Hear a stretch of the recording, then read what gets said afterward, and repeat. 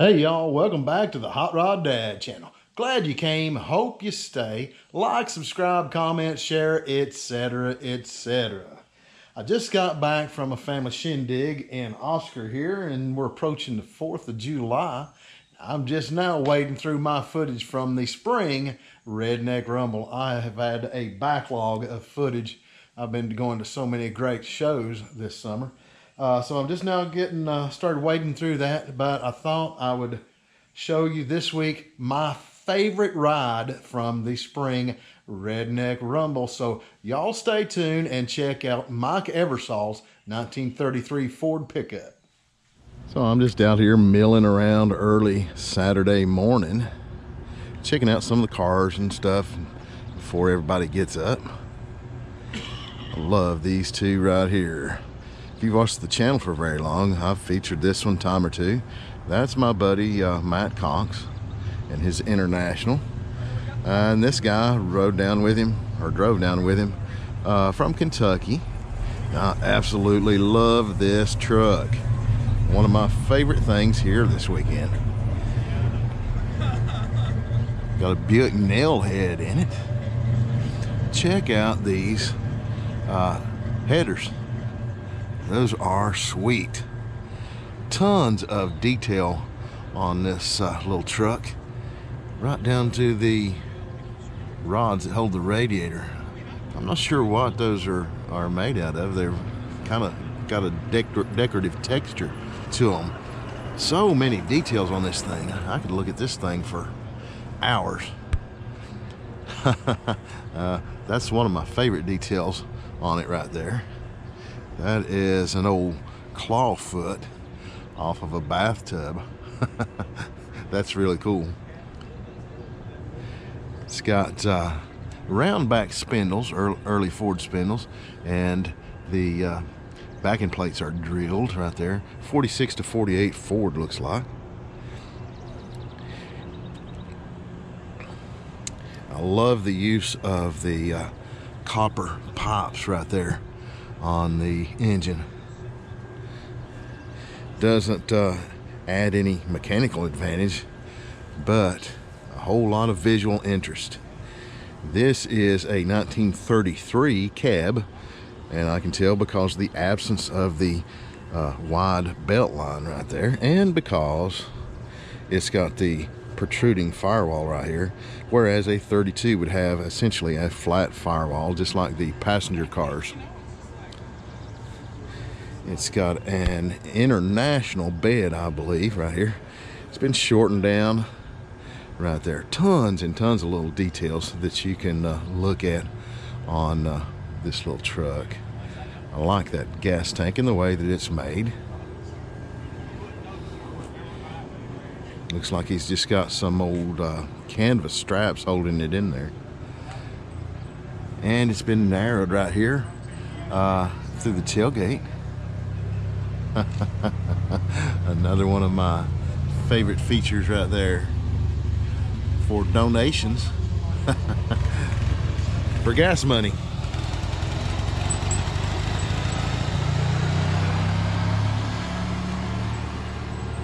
There's a neat little area right there where you can store little small things, I guess, or maybe that's the battery, I'm not sure.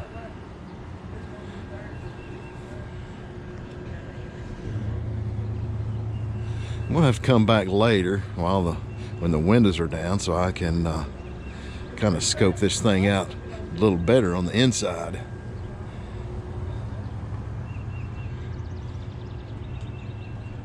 So this is a 425 or a 401 Nailhead? It's a 425, and it came out of a Buick Riviera that my father-in-law had as a parts car.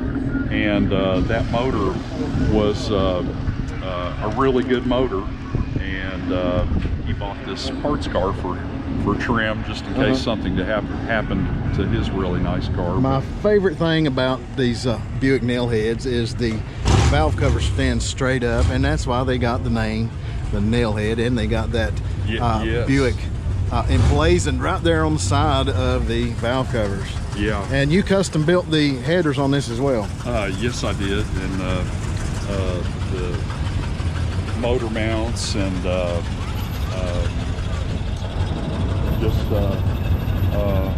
and a labor of love, I guess. Yeah, pretty much the whole frame, wasn't it? Yeah.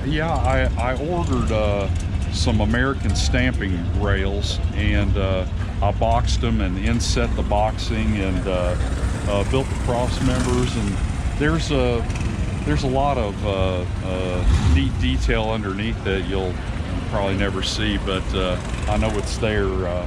So maybe someday when it's redone, someone will appreciate it. Tell me about these exhaust baffles. Well, these were stainless steel inserts that were a friend of mine had found one at a Myers grocery store years ago. A grocery store? A grocery store, yeah. And, that's kind of weird.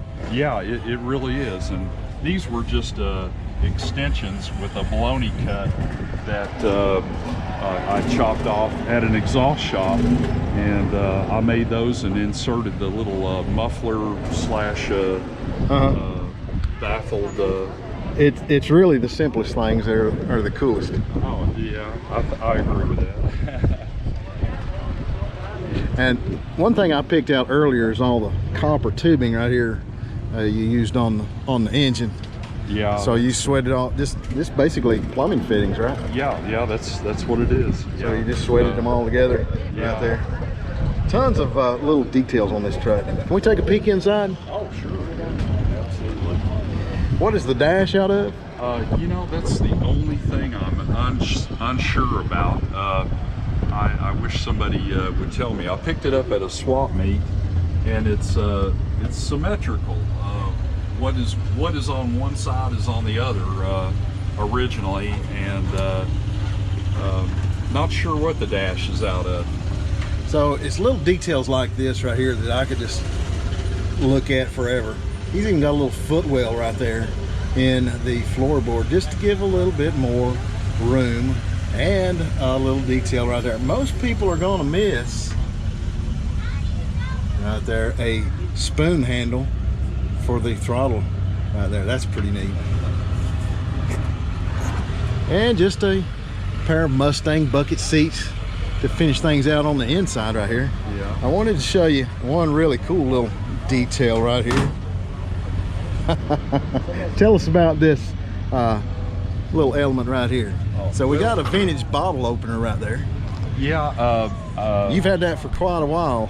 Yeah, I traded for this when I was in grade school. It's probably the first old thing I ever bought or traded for, and I've had it all my life, and I said, well, I'm gonna utilize that, and so here it is. So that's been several years ago. A long time ago. In elementary school, huh? Yeah, I think I gave a kid a dollar and a quarter for that. Wow. And so tell us about this little knick-knack right there. Well, that's my donation slot there. Since there's a bottle opener, I figured I'd put another piece from a machine on there, and every now and then there's some quarters and dimes, and mostly pennies though. Oh, can we take a look in there inside there? Yeah, there's a storage compartment in here. Oh, you got a little bit of storage in there? Yeah, and the nice thing about it is if you had something valuable in here, you can put a padlock on each side and, and go into a hotel or wherever you happen to be, I guess. Right. But, got just enough storage to maybe throw you a chair in there. Put a couple chairs in there and collect your change. Collect my money.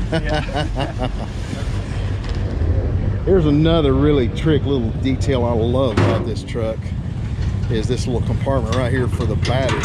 And what did this come off of? Yeah, I believe that's a battery compartment out of maybe a 46 Chevy pickup, and these covers were in the floorboards of those old trucks, and it's easy access to the the battery and some suspension adjustment, and I can grease my universal joint, at least one of them from here. And, yeah, very cool. Or jump somebody. And another little detail right here. I love the vent right there on the gas tank. oh, yeah, thank you. And these straps also as well right there. Those are very true. Yeah, the tank's actually bolted down, and the straps are just for cosmetics, an effect. But in reality, I can take the bed out by unbolting these bolts, or lift the whole bed over top of the gas tank, and the gas tank stays in place. Yeah, and still drive the truck around. Awesome. For what reason, I'm not sure, but yeah, I could remove the bed and still drive the truck. Just in case you need to. Yeah. Awesome truck, sir. Thank you so much for telling us about it. Thank you. I appreciate your time. Thanks.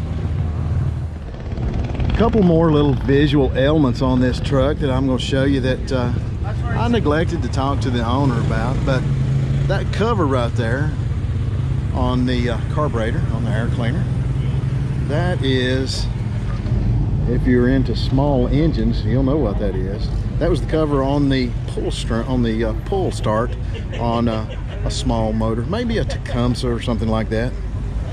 Another really neat little detail is the radiator cap slash ornament right there, I guess, and that is a foot off a claw-footed bathtub or a piece of furniture. So as it turned out, I lost some of my footage from that weekend because I've been having all kinds of trouble with my camera overheating and giving me problems.